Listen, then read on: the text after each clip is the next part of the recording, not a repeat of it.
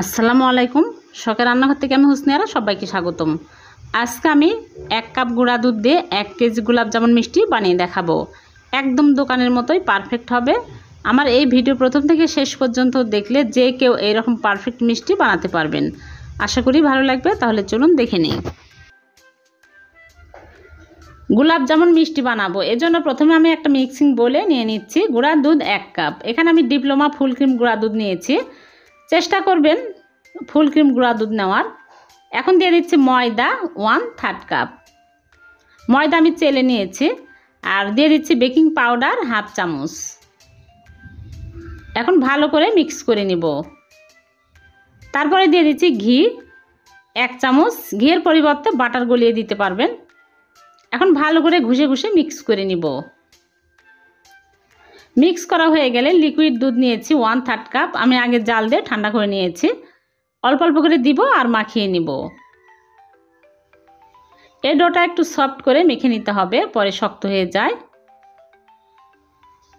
দেখুন এইরকম সফট হবে। আমার এখানে 1/3 কাপ দুধ লাগেনি, এখানে 1 টেবিল চামচের মতো দুধ বেঁচে গেছে।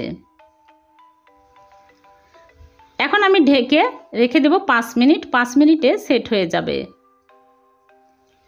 ফিরে আসলাম 5 মিনিট পর। দেখুন হাতে আর লেগে আসছে না। এখন অল্প অল্প করে নিয়ে এরকম করে গোল করে গোলাপ জামুন শেপ দিয়ে নিচ্ছি। আপনারা চাইলে লম্বা করেও বানাতে পারেন। মিষ্টিগুলো একদম স্মুথ করে বানিয়ে নিতে হবে। আমার একটা বানানো হয়ে গেল। এইরকম করে সবগুলো মিষ্টি বানিয়ে নিচ্ছি। সবগুলো বানানো হয়ে গেছে, এক সাইডে রেখে দিচ্ছি।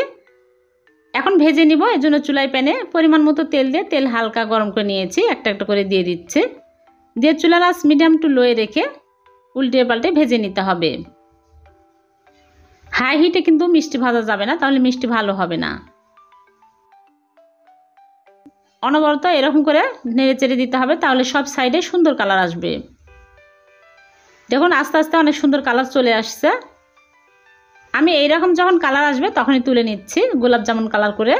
আপনারা চাইলে কালো জামুন কালার করে তুলে নিতে পারেন।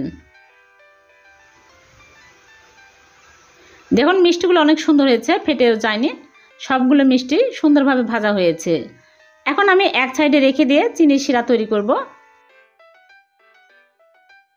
এজন্য চুলায় প্যান বসে দিয়েছি। দিয়ে দিচ্ছি চিনি 1.5 কাপ। আর পানি দিয়ে দিচ্ছি 2 কাপ।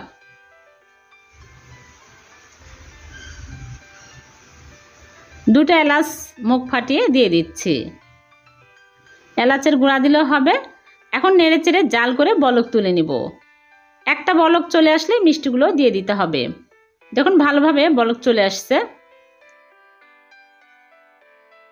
এখন আমি মিষ্টিগুলো দিয়ে দিচ্ছি। মিষ্টিগুলো দিয়ে ঢেকে হাই হিটে জাল করব 5 মিনিট। 5 মিনিটে একবারও ঢাকনা খুলিনি। দেখুন 5 মিনিট পর ফিরে আসলাম।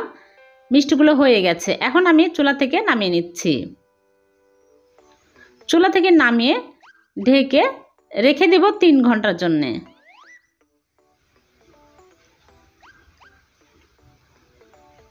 ফিরে আসলাম 3 ঘন্টা পর। দেখুন মিষ্টিগুলো ফুলে কত বড় বড় হয়ে গেছে। দেখতে অনেক মজার হয়েছে। এখন আমি মিষ্টিগুলো সার্ভ করে নিচ্ছি। দেখলেন তো কত সহজে হয়ে গেল বাড়িতেই গোলাপ জামুন মিষ্টি, দোকানের মতো পারফেক্ট। আমার এই প্রসেস ফলো করলে আপনাদের মিষ্টিও এরকম পারফেক্ট হবে।